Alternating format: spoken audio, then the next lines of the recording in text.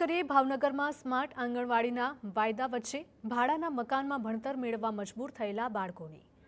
ભાવનગરમાં સ્માર્ટ આંગણવાડીના વાયદા તો કરવામાં આવ્યા, પરંતુ હકીકત એ છે કે સ્માર્ટ આંગણવાડીની વાત હજુ પેપર પર છે. અમદાવાદની એજન્સીને 3,63,00,000ના ખર્ચે 87 સ્માર્ટ આંગણવાડી બનાવવાનું કામ સોંપવામાં આવ્યું છે, પરંતુ 10 મહિના બાદ પણ તે અધૂરું છે. 45 જેટલી આંગણવાડીની કામગીરી પૂર્ણ થઈ ગયા પછી પણ બાળકોને નવી આંગણવાડીમાં શિફ્ટ ન કરાતા બાળકોને ભાડાના મકાનમાં શિક્ષણ અપાય છે. ત્યારે તંત્રની ગોકળ ગતિની કામગીરી સામે વિપક્ષે સવાલ ઉઠાવ્યા છે.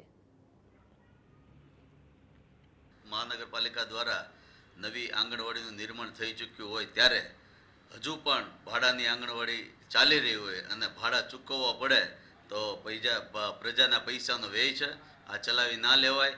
ભાવનગર મહાનગરપાલિકાના શાસકો અને કમિશનરને હું અનુરોધ કરું છું કે તાત્કાલિક ભાડાવાળી આંગણવાડી બંધ કરી અને આપણી પોતાની માલિકીની આંગણવાડી છે એમાં ટ્રાન્સફર કરવા યોગ્ય કરશું. તો ભાવનગરમાં 700 આંગણવાડીની જરૂરિયાત સામે માત્ર 316 આંગણવાડી જ કાર્યરત છે. આવી પરિસ્થિતિમાં 45 સ્માર્ટ આંગણવાડી તૈયાર થઈ રહી છે, તેમાં માત્ર કલર કામ જ પૂર્ણ થયું હોવાનું સામે આવ્યું છે.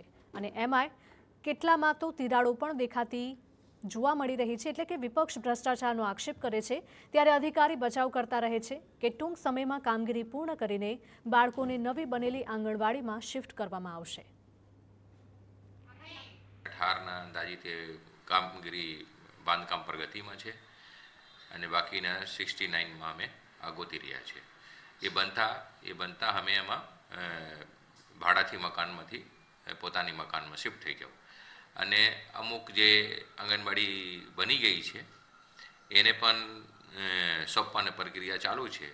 એ આપણા સોંપાતા અમે એમાં શિફ્ટ થઈ જશું.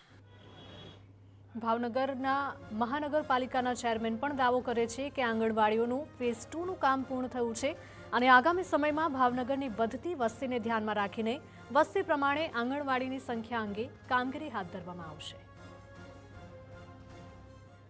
પછીના સ્ટેન્ડિંગમાં ઠરાવ કર્યો છે કે હવે પછી જે પણ આંગણવાડીઓ ઊભી થાય એ ટોટલી પહેલેથી સ્માર્ટ આંગણવાડી ઊભી થાય. ફેઝ 2નું પરામર્શનું કામ ઓલમોસ્ટ પૂરું કરવામાં આવ્યું છે. ભાવનગરની હદ વિસ્તાર અને વસ્તી જે રીતે વધી રહી છે એનું મેપિંગ પણ ચાલુ છે.